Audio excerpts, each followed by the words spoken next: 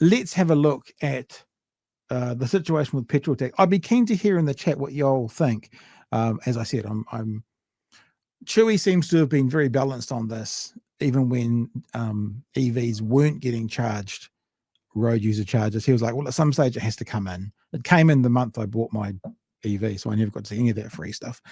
And I'm pretty sure he's often said it seems to be the fair way for everyone to do it. And I'm guessing I'm bowing to his superior knowledge on the understanding that it is then done a fair way. So it is proportional.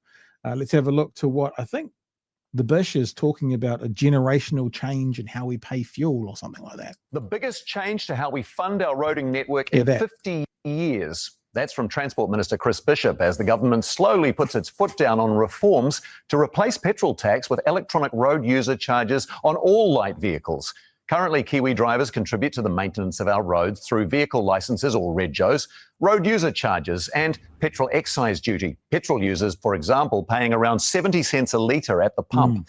But with more Kiwis getting behind the wheel of electric and hybrid vehicles, Bishop's saying today, as our vehicle fleet changes, so too must the way we fund our roads. No date's been set, but legislation is expected. Which is a little bit weird. Because yes, our fleet, and I'm not trying to talk down the government here, I'm genuinely not. Our fleet is changing, but we already have road user charges for the part of the fleet that's changing. Like, this is only going to impact the part of the fleet that's not changing, because it's the petrol vehicles. EVs have already got them, diesels have already got them, trucks have already got them. So we do have a changing way of driving, changing infrastructure or whatever it's called with our vehicles, changing vehicles, but this is already in place for that change. So yeah, okay, I'm genuinely not trying to be dismissive of the government, but that doesn't make sense, that statement. Expected to be pushed through next year, with the minister saying the new road user system will be as simple as paying your power bill. Abby Wakefield has more. This Building Nations conference in Wellington is like Coachella. It's not at all. But in business attire for New Zealand's infrastructure sector. This is what gets me up in the morning. Today's main act, Chris Bishop. Christopher Bishop Lee needs to know that we never, ever, ever again need to hear what gets him up. Like, we just don't need to hear that at any stage ever again. Announcing the biggest change to... That was the correct face you just pulled, by the way, Emily.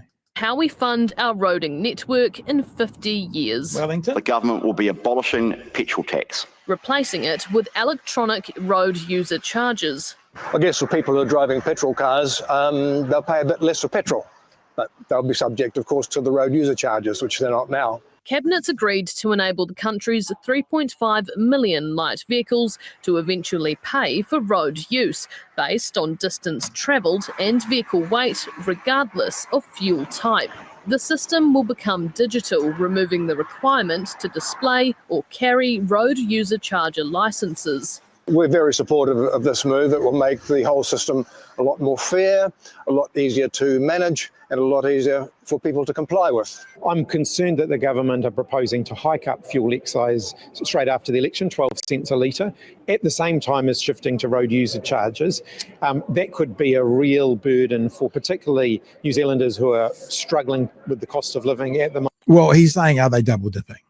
Have they increased the price of excise tax on fuel, and then they're going to remove what the equivalent of the road user charges would be, and then put it on more? So have they taken, and I'm just making up numbers here, have they taken a total of like 50 cents per litre off, and now they're going to add a dollar per litre, the equivalent of? So yeah, this is always about what the details will be.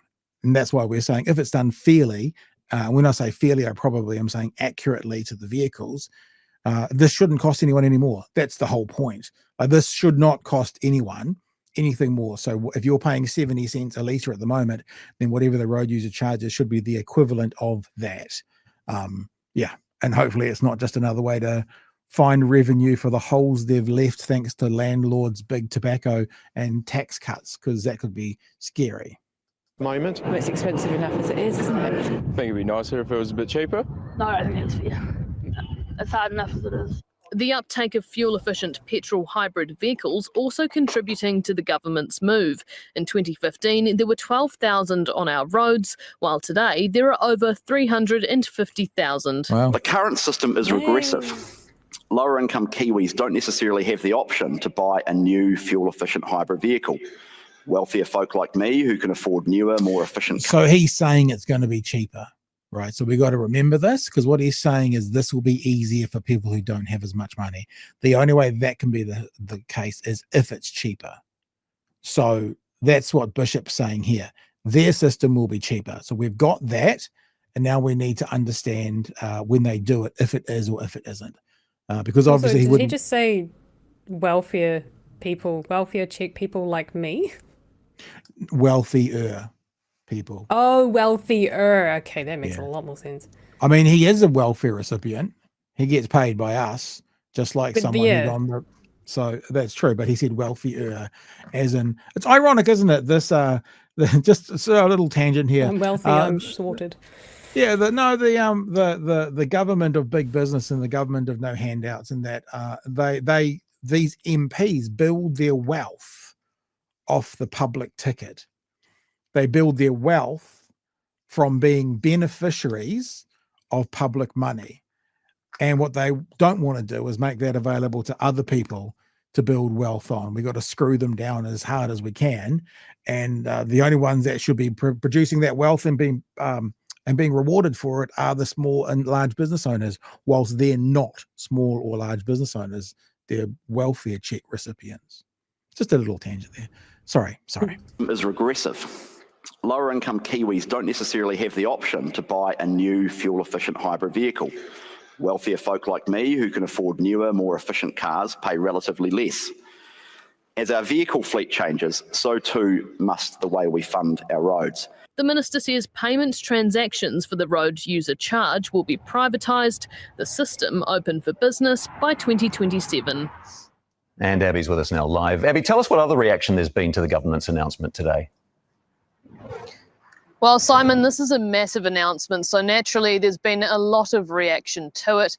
Infrastructure New Zealand supports the move, along with the New Zealand Initiative. The National Road Carriers Association says that they broadly support the move, but in terms of those who are against it, the Public Service Association says it risks higher costs for drivers. Here's what they had to say. Look, this makes no sense. The only winners from this are corporates. The administration charges for road user charges at present are very low. The government should back the public sector to keep on doing this work. Yeah. Chris Bishop labelled this as a once-in-a-generation change. He even shared some of his dreams at the conference today. He said that he sees road user charges as just being like an electricity bill. It arrives at the end of the month and you pay for it. Now, if we stop and think about that, Emily, here's some, not necessarily conspiracy theories, but here are some concerns. How does it arrive at the end of the month like a power bill? That implies a centralized area has to have that information. How do they get that information? Do they get that information? And is the reason they're calling it electronic because there's going to also be a infrastructure of cameras and that kind of stuff like you have on some toll roads? Because at the moment, what happens is you look at your odometer, right? Mine's on about 19,500 Ks. And I know that my road user charges are paid up to 20,000 Ks. And I go into the website and I go, I want to pay for another 5,000 Ks. And so the system records me as having paid up to 25,000 and I pay there. But it's not automated. It's not them sending me an invoice of how much I owe. How is the government, or, which sounds a bit scarier, these guys are saying privatizing this, how is a group going to send a bill to me telling me how far I've driven on these roads? That's a part I don't understand yet. Because that's what they said, turning it up just like a power bill. Well, the power bill turns up because the power company knows how much power I've used. They send me a bill. What is this entity going to know by how many kilometers I've driven to send me a bill? That seems problematic, unless they've explained it badly, but that seems problematic because for me to say this out loud sounds ridiculous. They would need to be tracking every car in New Zealand. Now, I don't think that's possible, but what does it mean? What is the outcome? How are you possibly going to send me a bill telling me how many Ks I've driven? And if I'm just going to be telling you so you can then send me a bill, then that's a step of bureaucracy we don't need, because I tell a computer right now and then I just pay it, so I'm a little bit confused by that. But yeah, what are your thoughts? You much of a driver? I didn't used to be. We only No. got our first car 2-ish years ago. I only just bought they're all secondhands, and we pretty much got everyone's secondhand vehicles and then drove them till they died, which is it's good because they were pretty much on their last legs. But when we only just bought our very first car a year ago, actually, after the other one died. So this is the first time I've had to pay things like insurance and fuel and all of that stuff. So it's all very new. But the thing I do like about paying fuel is that you pay as much as you need or much as you can afford, and then you try and make it go for as far as possible. So you don't have to fill up your tank. If you've only got $50, you can fill up $50 and, hopefully that'll get you to where you need to be. You need to get to work that day, maybe you just need to chuck in $10 to get you to work, but you're not. The thing I don't like about power bills, especially at the moment, is that you get to the end of the month and you go, okay, now you owe us $350, and you go, shit, I don't have $350 to give you right now. Yeah. So you're paying for your tax when you're getting your gas, and then it's paid and gone. Don't have to think about it. Yeah. I mean, the flip side to that is that's concerning. I don't even know what fuel costs. Is it somewhere something around the $2.20 to $2.50 at the moment? That's sort of where it's hovering here around $2.40. It's so you pretty would, good. If you were taking the equivalent of the road user charges off it, you would expect that to drop to $1.70 immediately. So your $50 is going to get you more fuel, but still it means you have the power bill, quote unquote power bill, coming at the end of the month. I don't know. There is one small thing that I was like, maybe this is a positive, until they brought up the ruck system. By reducing, it probably wouldn't work because everything else is so expensive, but by reducing fuel costs, you could possibly maybe see people able to have a little bit more in their bank account so that they could start saving for an EV. I highly doubt that because everyone's struggling probably at least $20 in deficit, at least, probably more like $50 to $100 in deficit for some of our most struggling. So I don't think that's going to make a huge difference. But there is, possibly that argument to make, but I think there's better ways to get people on the road with EVs. And I think if they hadn't got rid of the bloody discount that they had, or the refund, whatever, they hadn't got rid of that, we would have seen a hell of a lot more EVs on the road much quicker. And we would have seen an electrified fleet much quicker. And then you could have then brought in your rucks, because it would seem fair at that point. And those who can't afford an EV will stick with the current. But those who have EVs will start paying their fair share. Well, that's like I said at the start, like they're talking about our fleet changing, and they're right, but these are already in place for the part of the fleet that is changing. So although I've said it 3 times now, this can be done in a fair way, and maybe it is even fairer. It's to how they put it together, which will decide that. I don't want to be too much of a conspiracy theorist, but I always want to know what is perhaps the real reason these guys are doing these things. Well, as soon as I heard the word privatize, I was like, maybe that's the reason. There you go, privatization. No longer the government's problem. Quirky has said to me, Bish implied that he didn't say the words, just saying he implied that it would be cheaper. You're correct, Quirky, but we all know if someone stands up the front and says this is going to be better for those on lower incomes who can't afford a more expensive car, they're obviously not meaning, so we want more money out of them. They mean, so they'll have to pay less. So you're correct. He didn't literally say the words, it's going to be less. It's more than an implication, though. He's giving us what the result will be. The result of this policy is those on a lower income will find it easier to pay their bills. So I think it's a bit more than applied, but yes, you're right. It's still not the actual words out of his mouth.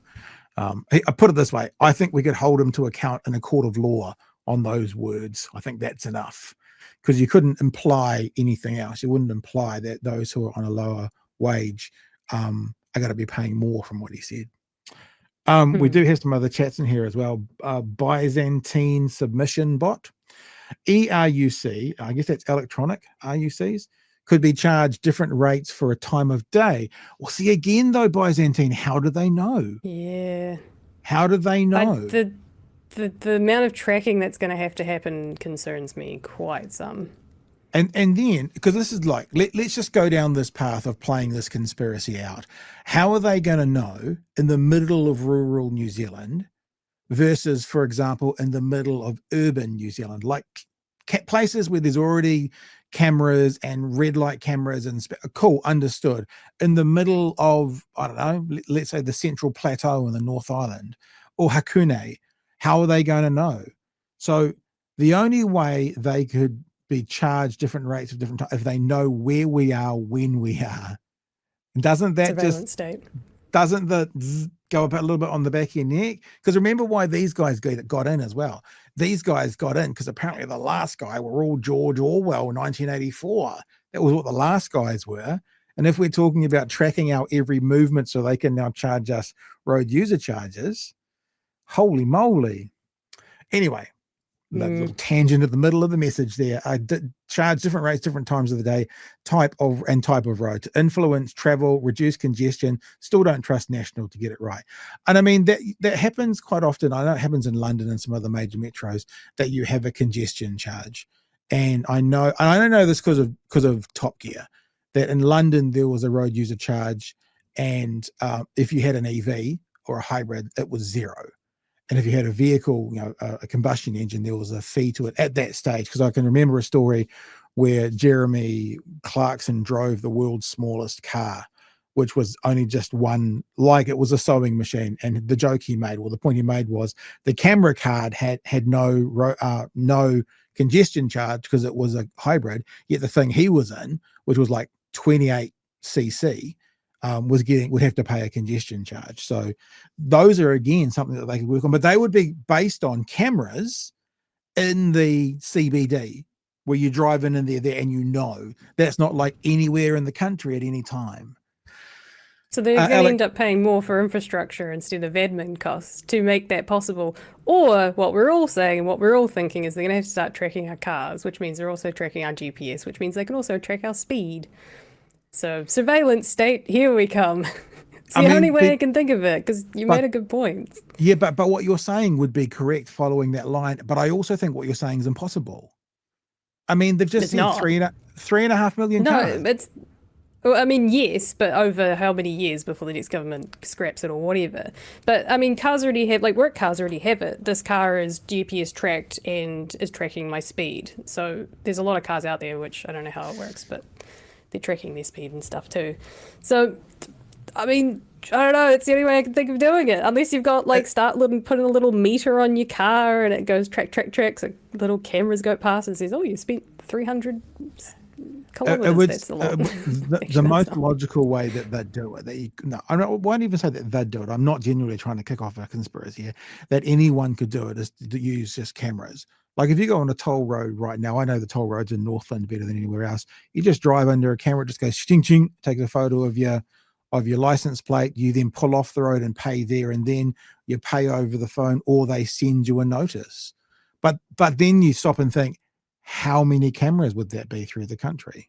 That's the thing where it doesn't feel feasible. So I'm leaning towards it's probably not that. But I if they're sending us the bill, if that's how it's going to be, then they need to know how much we've driven. And, well, at the moment, they haven't said times or roads, but they need to know how much we've driven, how many Ks we've driven. Unless it's going to be like sometimes you get your power bill and it's estimation. And maybe if you're like, the estimation's way out, so I'm gonna challenge it or something. I don't know. Chewie would know. So we'll find out next Monday. We'll do another one. Road user charges will hurt people who rely on WINS benefits such as supported living payments, retired people on the super pension and unemployment benefit. Yes, I was going to say this before, because what we need with the government, and we said this a lot during the last election when anyone makes a promise for better, the change needs to be meaningful. Because if the change is not meaningful, you can't claim it. Like we were saying things like, well, so therefore, if you add $1 onto your $1 billion budget, technically you're paying more this year than next year. And we saw that this year with the government going, oh, rents have dropped. And if they have dropped, it was like $1.50 a week on a $600 rental. So it doesn't make any difference. They can claim it if those numbers are accurate. They can claim it, but it needs to be meaningful. The problem with a lot of people with their budgets at the moment is they are already kind of either going backwards or only just surviving. So if now they've got a $120 a fortnight petrol price rather than 160, that other 40 could very easily disappear on things like food or power. It's not like some people on lower wages are going to be able to take that $40 and put it in the bank for when the road user charges come through. So this needs to make a meaningful difference. Any change needs to make a meaningful difference, or else it becomes, it just becomes nowhere near an effective policy. Like saving $1.50 on $600 a week rent. Okay, that's like a whole cup of coffee a month you'll get back from paying $2,500 in rent. Anyway, if our cars are going to have to use ERUC, will the tax go to the actual road maintenance budget of the road we drive on, or into a slush fund? That's from It's in the Ballot. Thank you for your super chat. Yeah, I guess these are all the questions, aren't they? Daniel says they already know our vehicle use from the 5G, Bill Gates vaccine chips in our bodies. Yeah, fair enough. Guess you got us. Kathy says fuel tax is highly enforceable. Can't drive without it. People will find a way around paying RUC. They can't track us all. Well, that's what I'm thinking. A bunch of people have said a bunch of things that I haven't even thought of. But like, what if you just take a back road? How do they track that? How many cars? When does it start? When does it finish? How do they know how many Ks you did outside of the city? There's just so many questions. They're going to put chips in our car. And that's why it feels so stupid that this government's coming out going, well, you won't have to carry around a passport anymore. They didn't use that word. But at the moment, like, I got pulled over not long ago, and the police officer said to me, he put his light on my rego. On the there's like a rego and an RUC on my car, and it says on that RUC how many Ks I paid for. And then he came back around to talk to me, and he said, show me your odometer. And it was done. Like, like he could see what the odometer was, and he could see what I'd paid for, and it was done. So I guess what I'm saying is that system works fine. If the police are still going to pull you over for a speeding ticket or something, they're going to check your RUCs. It's a part of, you know what I mean? The same as they check your warrant of fitness. Although I did learn, apparently, the card, you don't even need the card anymore, because they have your license plates. They just look it up. So they already are. They already are. But that's tied to your license. That's your license plate, though, because you pay warrant of fitness and all that on your license plate. So there's a lot of questions. I'm curious to see what they come up with. My gut says when he talks about it's going to be electronic, he's just talking about the license plate and the number of K. So when the police pulls you over, like your warrant of fitness, he'll be able to look up your car. It'll say how many Ks you paid for, and then he'll say at the window, show me your odometer. I mean, other than a massive Orwellian conspiracy theory, that's the only way that I can see it working. Anything other than that is like, so it's just another way to find poor people. Is that it? Or people that don't understand the administration part of it? Like, there's too many things missing, in my opinion. I mean, these things are all valid. A device attached to odometer to track usage, but again, 3.5 million devices. I mean, that would take a decade to put in place. Exactly. Maybe it's just like, as cars come to the country, they get fitted, but then maybe people then don't import new cars. Like, I don't know.